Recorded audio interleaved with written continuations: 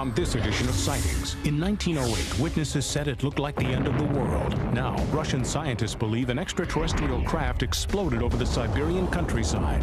Then, did a grisly supernatural force cause these bizarre deaths? Within an inch or two of the body, there is virtually no fire damage at all.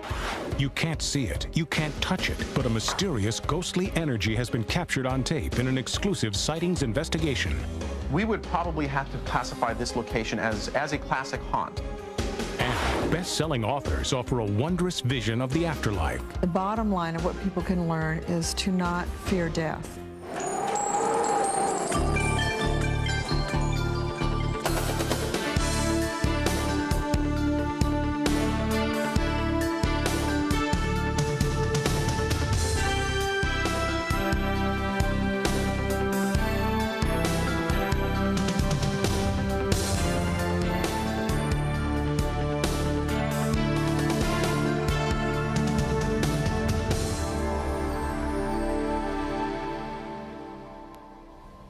Welcome to Sightings. I'm Tim White.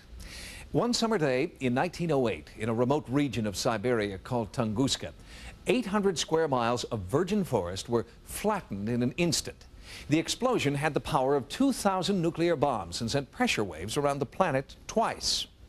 Few people outside Russia have been allowed to investigate Tunguska, but now our Sightings team has been granted unprecedented access. What they've found is evidence of an otherworldly power that could strike again. Imagine a 10-megaton bomb with 2,000 times the power that destroyed Hiroshima. Imagine feeling the shock waves from that explosion halfway across the globe, and then the next day feeling them again. Imagine devastation so widespread it would have consumed all of New York City in less than a minute. Now, know that it all happened in 1908. Tsar Nicholas II ruled Imperial Russia. World War I was still to be fought, and nuclear weapons weren't even a dream. And yet the explosion that decimated the remote Tunguska region of Siberia resembled a nuclear blast in a number of uncanny ways. Some scientists insist the nightmare of destruction was the result of a comet that exploded above Earth. But other experts believe that an extraterrestrial craft from an advanced civilization is somehow responsible. For 86 years, the debate has continued, but there is still no consensus. Comet theorists need a crater. Ufologists need just one shred of physical evidence. But whether the Tunguska blast was a comet, meteor, or an alien craft, scientists are worried. Will it happen again somewhere else? How do we prepare for a cataclysmic event like this when we don't understand its origins? Professor Nikolai Vasilyev is a renowned Russian scientist who has made more than 30 trips to the epicenter. This isn't Russia's problem. Tunguska affects the whole world and all of the mankind. It doesn't pose a great danger only to Russia, but rather for mankind as a whole. This isn't a fictional tale, nor flight of fancy. I base my opinions on facts obtained from my work on Tunguska problems. I don't want to scare our viewing audience. The situation is to a great extent ambiguous and highly serious. Recently, the Shoemaker-Levy 9 comet made a crater on Jupiter the size of Earth. 50,000 years ago, a meteorite did this in Arizona. In Tunguska, whatever happened in 1908 only did this. No crater has ever been found. Moscow was the first stop for our Sightings investigative team. There, we met the scientists who support the party line. Although they cannot explain why there is no crater at the blast site, they still insist it was a comet that hit Tunguska. I am a staunch supporter of the comet hypothesis, and I think that there is no serious proof to refute it. It does have several problems. As a geochemist, Professor Kolesnikov is trying to solve these problems using existing theories. He admits he isn't getting any closer to a definitive answer. Instead, there are just more unanswered questions. There was mutation. We are researching this. It is possible that all objects in the epicenter were exposed to a small dose of X-ray radiation. X-ray radiation is one of the known byproducts of a nuclear explosion. Did Russia have atomic bomb technology at the turn of the century? Highly unlikely. Who then had the technology to create this kind of devastation? From Moscow, we flew 1,900 miles into the heart of the mystery, into Tunguska itself, a journey no American television crew has ever attempted. After a 6-kilometer hike, our team reached what is believed to be ground zero. This rock was placed here by one of the early Tunguska expeditions in 1928. Our guide in Tunguska was Vitaly Voronov, a Siberian native whose ties to the areas date back 3 centuries. He has collected an oral history of the Tunguska explosion. Voronov is a vital link to those who actually witnessed the cataclysm that must have seemed like the end of the world. One eyewitness told me he was riding a stallion when he heard what sounded like cannon shots. When he looked up, he saw a body glowing like the sun. It began declining towards the horizon for maybe 15 or 20 seconds. There were many small explosions on the object. It ended with one heavy explosion. The force of the explosion was so strong, the man and the horse were knocked to the ground 15 miles away.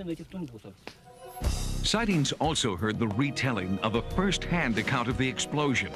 A local spiritual leader, a shaman, said as a young boy, he was running away from the blast when he saw something fly out of the epicenter. A cylinder with sparks shooting out of it.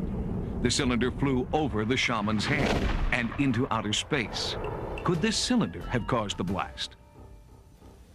Yuri Lovbin believes he has found evidence to support the theory that Tunguska was the site of an alien encounter gone awry. He has unearthed masses of anomalous matter. In the beginning, we found small fragments buried deep in the earth. But there was nothing on the surface, no fragments at all. All trees collapsed, and over many years, everything went underground. Chemical analysis reveals that these rock-like fragments have a silicon coating, the same kind of material used as heat shielding on our space shuttles. Lovbin believes these large masses are actually exploded fragments from the exterior of a UFO. It is possible that this could be a ship from another planet, an intergalactical ship which was riveted with silicon. And we found its thick-walled casing, used to protect the craft from the high temperatures of the stars. Lovbin's most intriguing piece of evidence, however, was not found at the crash site. It was discovered months later, embedded in one of the fragments. I took pincers and extracted this object. Here it is. It was surrounded by crystal light, transparent and non-transparent particles. Has Lovbin found the first physical evidence of an extraterrestrial spacecraft? He has compared his sample with metals commonly found on Earth and in meteorites. So far, there is no match. The fragment continues to undergo rigorous metallurgical testing. When analysis is complete, Sightings will report the findings to you. There are so many theories because the Tunguska event has no precedent. No known natural phenomenon can adequately explain this event, so even mainstream scientists admit they're looking in a new direction. Can we hope to obtain an explanation of Tunguska using classical conceptions? 10 years ago, I would have definitely answered yes. Now, I'm doubtful that it can be explained without resorting to non-classical conceptions. Next, should these people profit from the wondrous visions they say they've had on the other side? People making money off the near-death experience are wrong.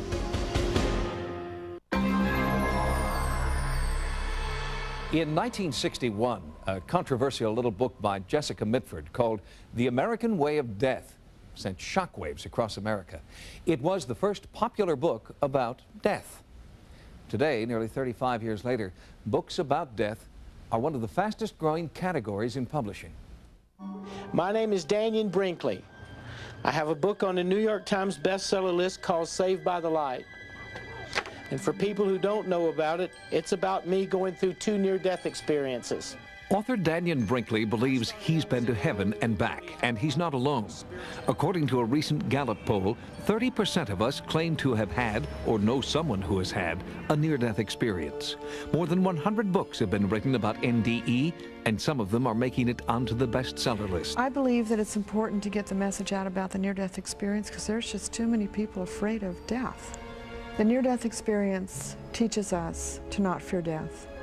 And if we're not afraid to die, we're not afraid to live. The classic pattern of a near-death experience is well documented. First, an out-of-body experience leads you through a tunnel towards a bright light.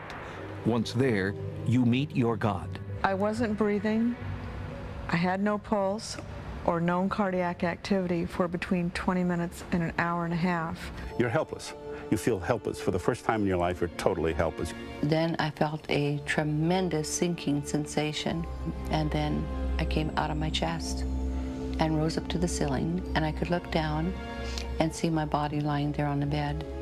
And rapidly, I'm pulled out of my body and right into a dark, totally dark tunnel with a sensation of speed, rapid speed. I saw a pinpoint of light in this blackness, and I was attracted to it.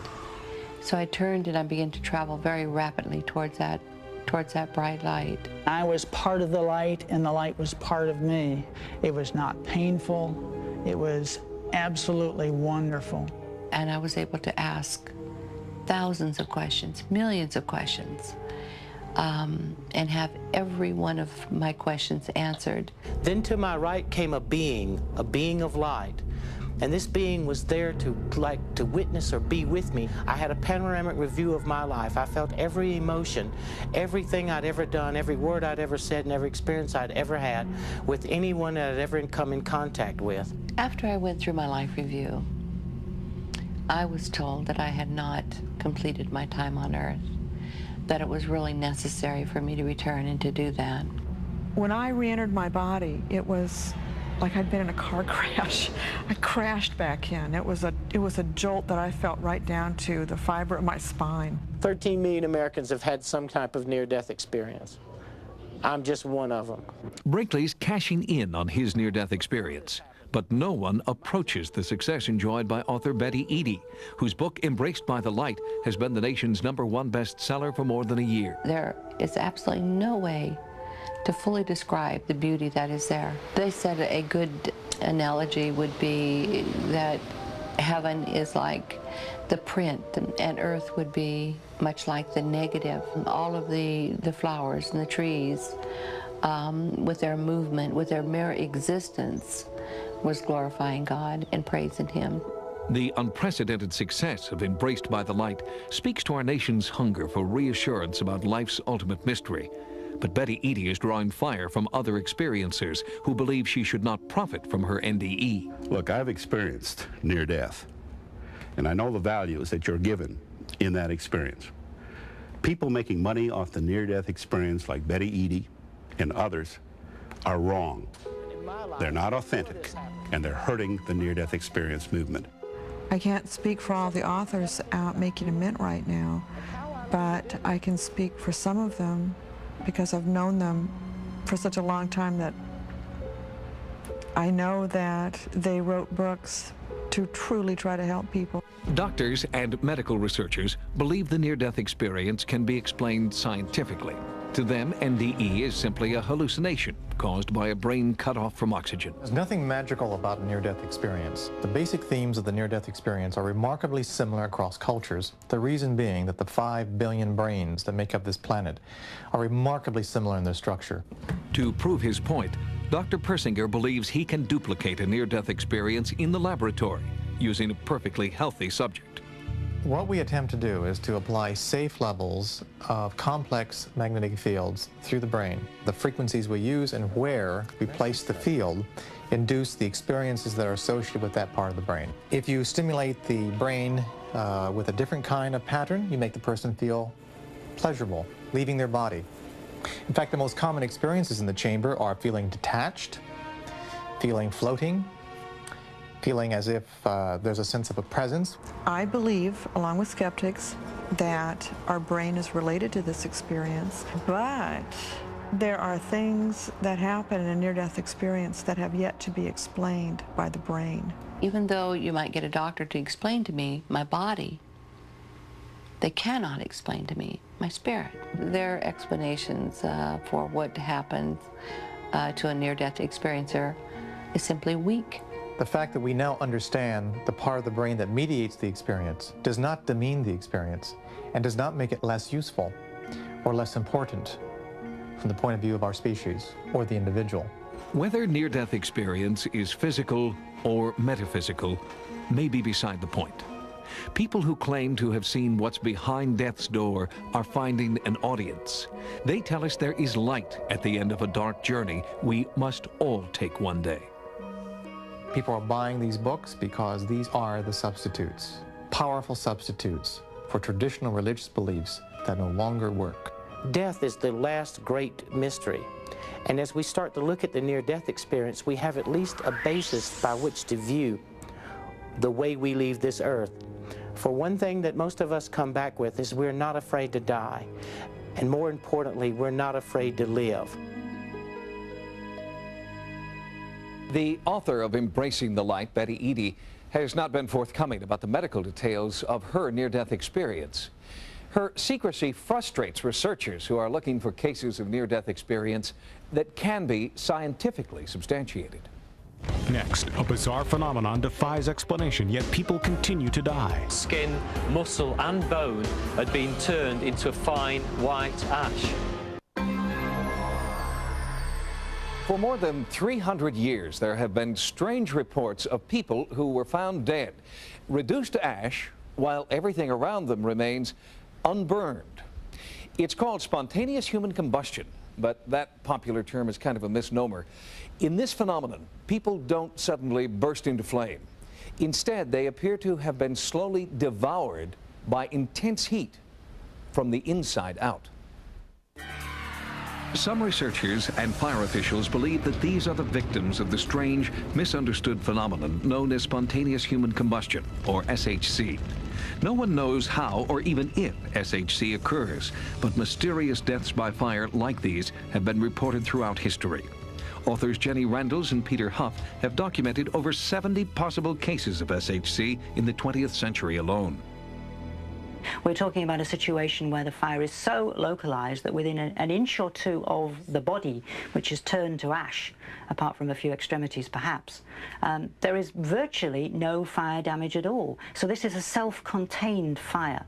And the implication from that, although of course it's not proven, is that the fire begins internally and spreads outward from the body and therefore never goes very far beyond the extremities of the body, consequently doesn't affect the room itself. Scientifically speaking, there is no way the human body, which is largely water, can spontaneously combust. There is no mechanism by which it can happen. But there are fire experts who disagree. They maintain that the same kind of spontaneous combustion that occurs in nature can also occur in humans, if conditions are right. If you take the human being as just a bulk substance made up of a whole range of materials, from water to highly combustible chemicals. Eat it sufficiently, give it sufficient oxygen, and use the fuel that's within the body, then it will burst into flame, the same as any other bulk material. In this working-class district of Chorley in Lancashire, England, Peter Huff has been investigating a grisly case of suspected SHC. The incident happened on the night of the 4th of March 1980 in this house here. An elderly lady lived in the house at the time alone, and it was the previous evening that neighbours last saw her alive. Later that night at around 9:30, they noticed black smoke coming from the chimney but thought no more of it. And the following morning, when two men called at the house, they got no reply. Neighbours forced their way into the house, and what they discovered was grisly, to say the least. From the waist upwards, everything, including skin, muscle and bone, had been turned into a fine white ash. SHC investigators point out that turning a body to ash is beyond the scientific possibility of even the most sophisticated crematorium. In my time working here as a cremationist, I've never seen a body that has been cremated to nothing. There has always been skeletal remains left over. Even at 1100 degrees Fahrenheit, human bones cannot be reduced to ash. They have to be pulverized with heavy grinding stones before they can be placed inside an urn. So if a body was reduced to ash in a fire, it would be a mystery to me in how that occurred. Comparisons to crematorium are false comparisons. It's like comparing a piece of wood that you've set on fire with a match to a piece of wood that you put in the oven and baked. You may have to bake it at a very high temperature to have any effect on that wood. But baking and actual fire burning are very different phenomena, and so there is no comparison. Another baffling element common to most cases is the fact that highly flammable objects like furnishings, pillows, and carpets near the body don't burn. This is really remarkable. One would think that a fire, a normal fire of the order, which would be necessary to burn a human body at all, would have also have set the room ablaze.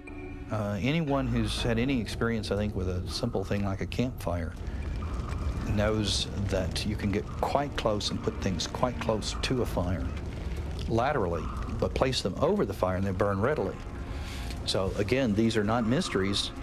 These, while unusual that the body burns that way without the house burning down, while these may be relatively unusual deaths, they're not unexplainable.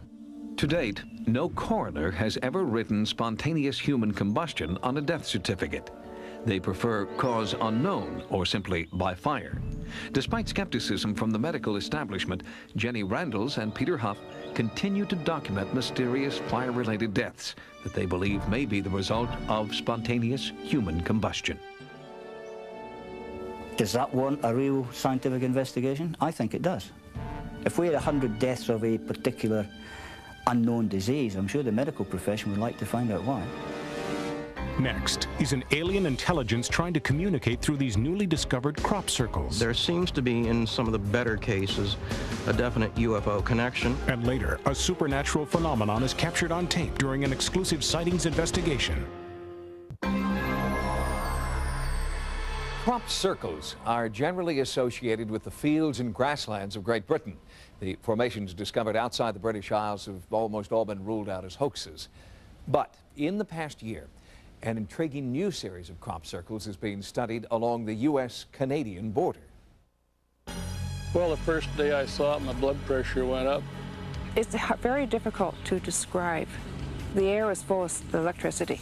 There was something out there that was watching me that I didn't know about. They appear at first light. An American icon, amber waves of grain, crushed by an unseen force.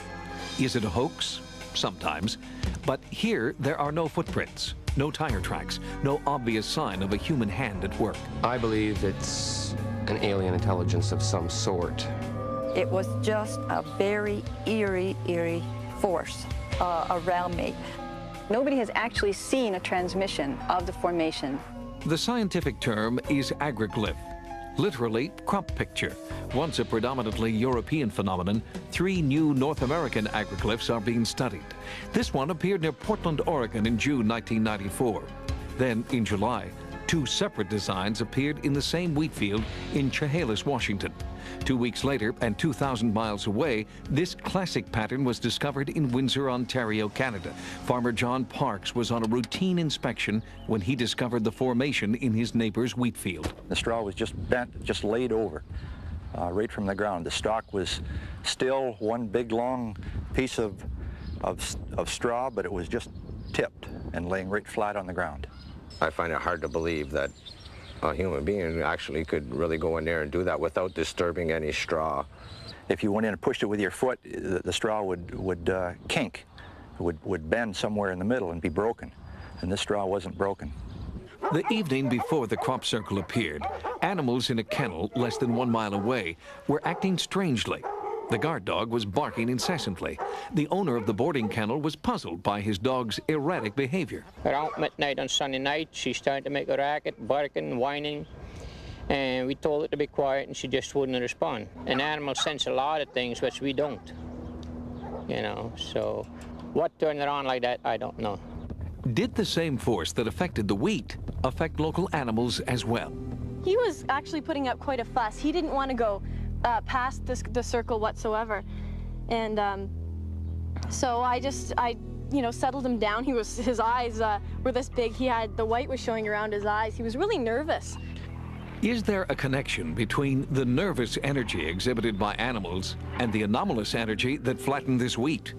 That's a possibility being explored by the United States Center for Crop Circle Studies. There are certain features that you develop an eye for, and if you keep an open mind and not coming in with an expectation of finding this or not finding, if you stay open, you'll see all kinds of things. The clues are all over.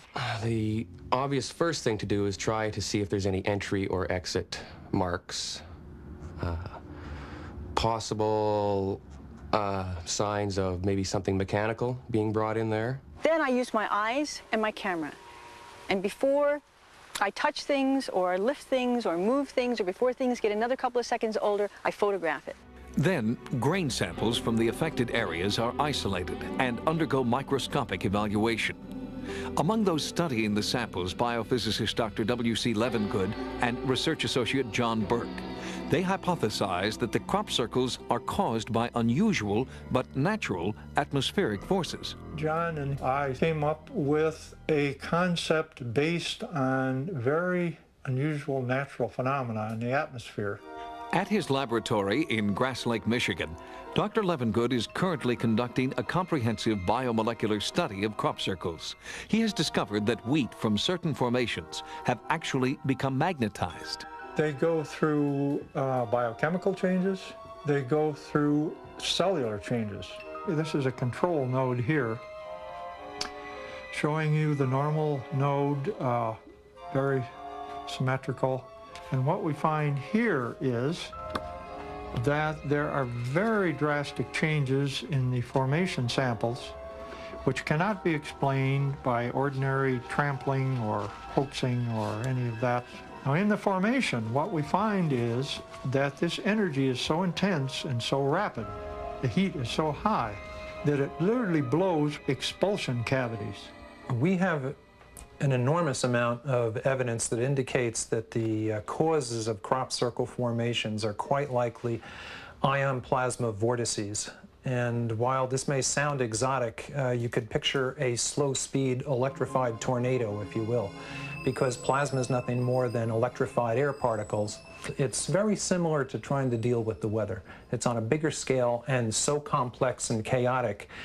With all the resources at the command of our weather bureaus, we can't do an accurate 5-day forecast. That doesn't mean we don't understand the principles of meteorology.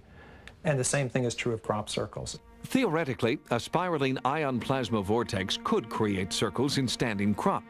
But could a force of nature create these intricate patterns? I believe that the circle makers are non-terrestrial entities, and probably non-physical, non-terrestrial entities who don't need UFOs. I don't believe that these are craft landings or pod marks.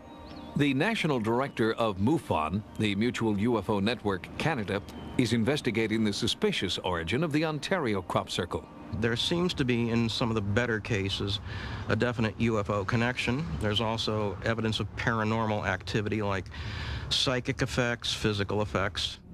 Strainick's theory is bolstered by reports of UFOs sighted the night before a crop circle discovery. They are amber lights that are seen coming to the ground and extinguish when they touch the ground.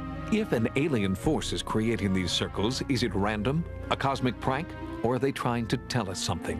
This could be the message as well, that we are in trouble here on planet Earth. Things have to be changed, and we are slowly being told and shown through crop circles and various other phenomena that we are not alone, and we may need some outside help. All scientists, I think, have a love of the unknown, of the mystery of the unknown, and there's a beauty in crop formations as well that is rather compelling. Crop circle investigations are becoming more and more scientific. Advanced technology is helping researchers gather extensive amounts of data. Unfortunately, all this new data still hasn't solved the mystery of how and why crop circles are being created, or by whom. Coming up next, haunting sounds captured on tape have experts baffled at San Diego's Whaley house. I'm not skeptical. It's kind of eerie to me. There is an invisible energy that exists between magnet and metal. You can't see it or touch it, but you know that it's there. Some paranormal investigators believe that people generate a similar kind of energy, which remains in the environment even after death. They call it residue. These investigators suggest that what many people experience as a haunting may actually be their ability to feel, hear, or even see the existence of this spiritual residue. California, 1850, a stagecoach stop with good food and clean beds. Today, it's an historic landmark with a different kind of reputation. The Whaley House is considered one of the most haunted places in the West. Sandy Stokes was a reporter for the San Diego Press Enterprise when she investigated the Whaley House for a special Halloween story. So to do a little bit of research to make sure that it was really haunted, I called up some ghost hunters, and one of the people I called was Richard Sennett. So I sort of challenged her. I said, well, go ahead. Go down to the Whaley House, use a tape recorder, use brand new music quality tape, go from room to room, and when you're done, play it back and see if there isn't something that shouldn't be there. So I took his advice and I came down here, and June Redding gave me a tour. In her 34 years as director of the Whaley House, June Redding has experienced all kinds of haunting phenomena. She's convinced that Mrs. Whaley, a professional musician at the turn of the century, is still demonstrating her talents. And we think perhaps her spirit isn't strong enough to return, but we have music coming from the music room, piano and violin music at times. We have the sound of a music box, a strain of a music box. It's not one of ours here. Would Sandy's tape recorder pick up this anomalous music? When I got back and played the tape, it was very interesting. I heard some sounds on it that we hadn't heard while we were walking through the house and I was interviewing her. EVP is electronic voice phenomenon, and this first began in the 1970s when people using tape recorders began to get extra sounds that shouldn't be there. The tape was digitally analyzed by EVP expert Brian Black. He discovered background sounds like clacking billiard balls, while June was giving Sandy a tour. So was that on there when it was a courtroom too? Yeah. Oh. And these are ghosts? Well, they're the ghosts. This is an interesting one. Do you ever feel ghosts? Oh yeah. What does it feel like? Brian recorded billiard sounds and compared them to the sounds on the tape, but it wasn't a match. I did some research on the history of billiards and discovered that what they use for billiard balls has changed considerably. Brian consulted with Terry Moldenauer, an expert on antique billiards. The ivory balls were used from the early 1800s on up till about the 1930s, 40s, just recently when we went into the plastics. When Brian repeated the test with ivory balls, the results were remarkable. If you put the anomaly as a 10, something what would compare to it, I'd say an ivory comes in about a 7 or an 8. Phenolic resin, the plastic that they use today, is too sharp and crisp. When Brian told me that he had proved that it was the actual sound of a billiard game with balls that had not been in use since the turn of the century, I was really surprised. I was shocked. Why were billiard sounds recorded in a part of the house that was once a county courtroom? June Redding's historical research turned up a startling answer. Frank Whaley, who was the oldest boy in the family, organized what he called the Clavel Social Club. We have all the records. As a matter of fact, I think I still have some invitations somewhere. My ultimate conclusion is that somehow Sandy picked up a sound of someone practicing billiards, apparently from 1905. Residual haunting is sort of like a shadow imprinted on the fabric of time. Somehow leaves an impression, or a photograph, if you will, in an environment that replays and replays over and over again. And this is perhaps one of the best examples we have of retrocognitive sounds. Sounds from the past, somehow impressed on the environment to be recorded a century later. With his results of Brian's study that I'm not skeptical. And it's kind of eerie to me. Next, a Florida investigation uncovers a spirited phenomenon known as residue haunting. The spirit of St. Petersburg High is definitely living here among us. EVP, electronic voice phenomenon, is believed to be audio residue from the past. Researchers are also finding evidence of visual residue in the form of ghost-like apparitions and moving objects. This kind of residue haunting seems to occur most often in a place of high energy and emotion, a hospital, a church, or even a school. School's in session at St. Petersburg High. Kids still run in the halls. The principal still rules with an iron fist. Only trouble is, St. Petersburg High has been closed since 1926.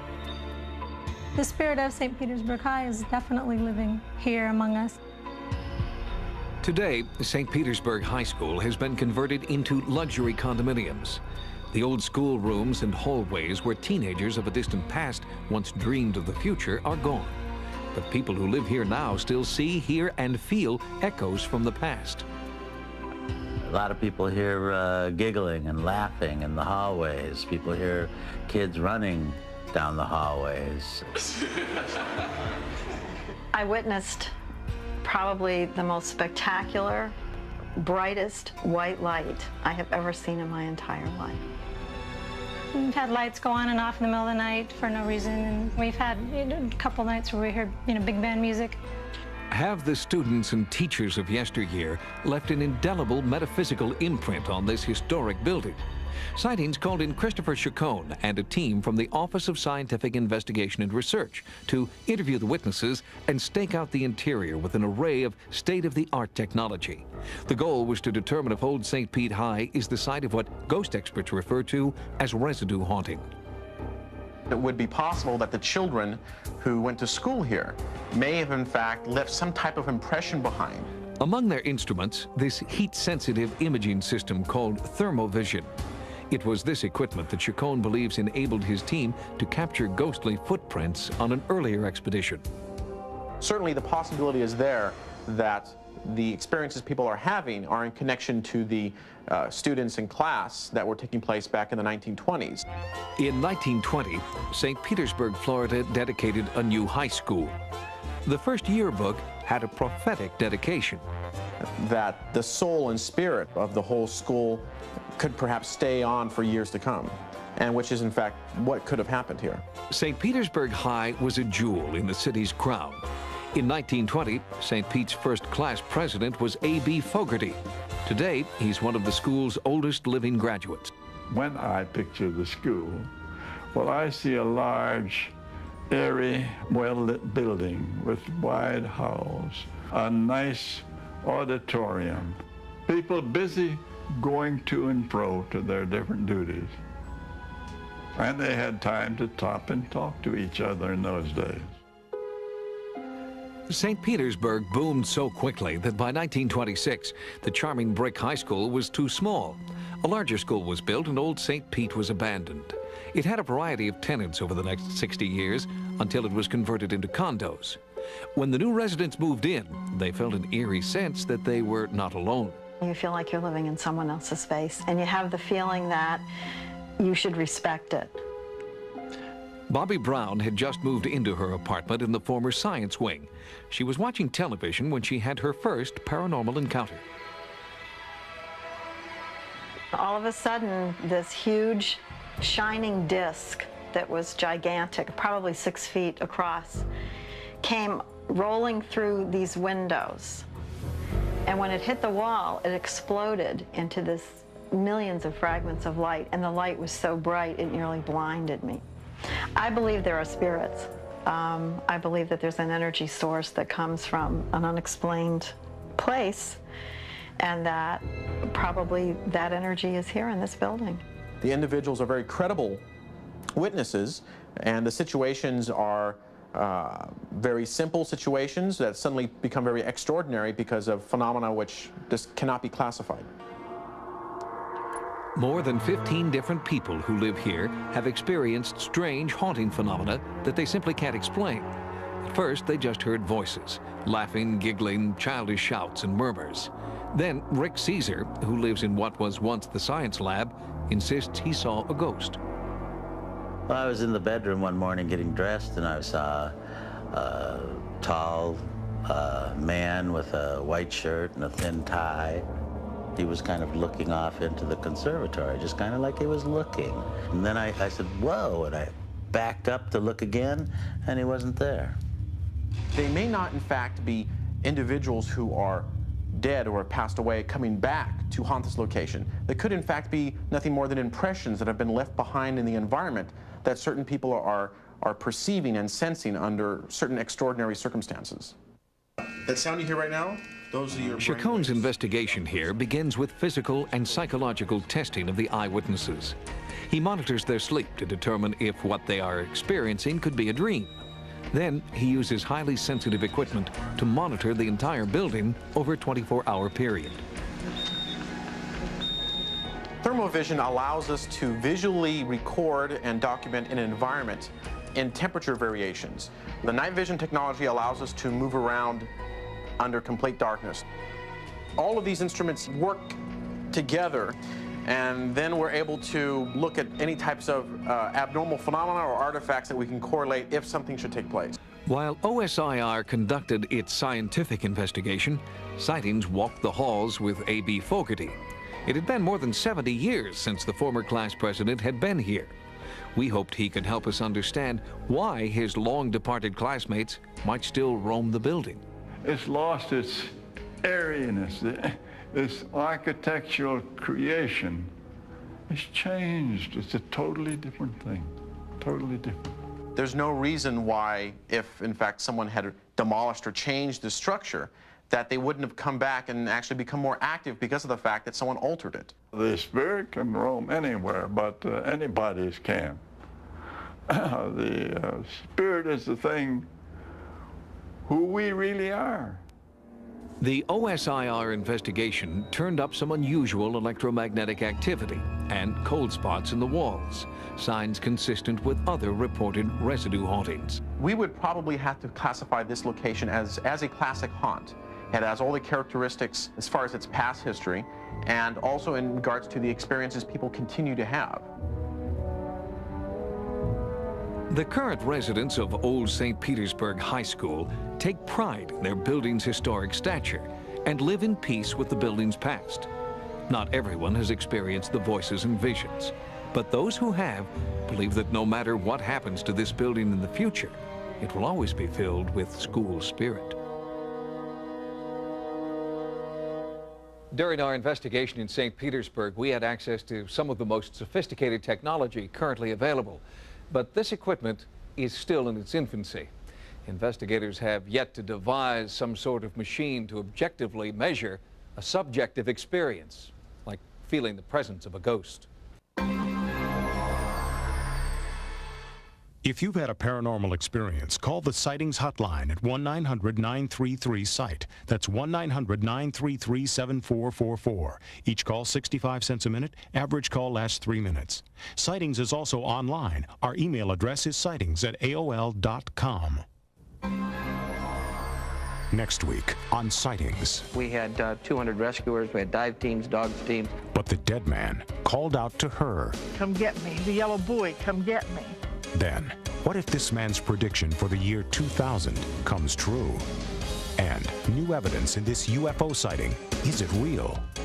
And this boy's remarkable story of a miracle in medicine. Until next time, remember, no mystery is closed to an open mind. For Sightings, I'm Tim White.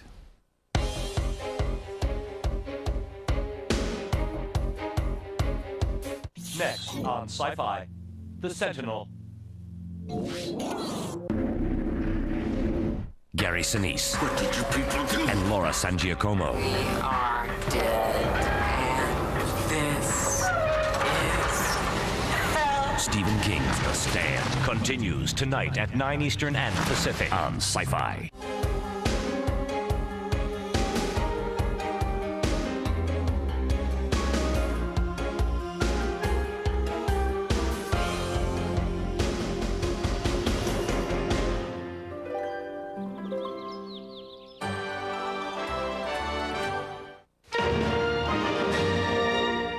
to the epicenter. This isn't Russia's problem. Tunguska affects the whole world and all of the mankind. It doesn't pose a great danger only to Russia, but rather for mankind as a whole. This isn't a fictional tale, nor flight of fancy. I base my opinions on facts obtained from my work on Tunguska problems. I don't want to scare our viewing audience. The situation is to a great extent ambiguous and highly serious. Recently, the Shoemaker-Levy Line comet made a crater on Jupiter the size of Earth. 50,000 years ago, a meteorite did this in Arizona. In Tunguska, whatever happened in 1908 only did this. No crater has ever been found. Moscow was the first stop for our sightings investigative team. There, we met the scientists who support the party line. Although they cannot explain why there is no crater at the blast site, they still insist it was a comet that hit Tunguska. On this edition of Sightings, in 1908, witnesses said it looked like the end of the world. Now, Russian scientists believe an extraterrestrial craft exploded over the Siberian countryside. Then, did a grisly supernatural force cause these bizarre deaths? Within an inch or two of the body, there is virtually no fire damage at all. You can't see it, you can't touch it, but a mysterious ghostly energy has been captured on tape in an exclusive Sightings investigation. We would probably have to classify this location as a classic haunt. And best-selling authors offer a wondrous vision of the afterlife. The bottom line of what people can learn is to not fear death.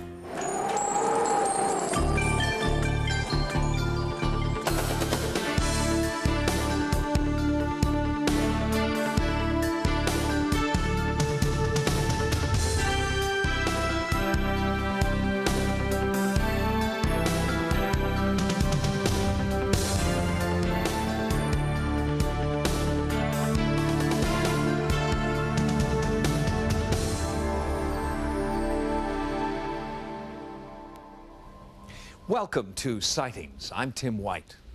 One summer day in 1908, in a remote region of Siberia called Tunguska, 800 square miles of virgin forest were flattened in an instant. The explosion had the power of 2,000 nuclear bombs and sent pressure waves around the planet twice. Few people outside Russia have been allowed to investigate Tunguska, but now our Sightings team has been granted unprecedented access. What they've found is evidence of an otherworldly power that could strike again.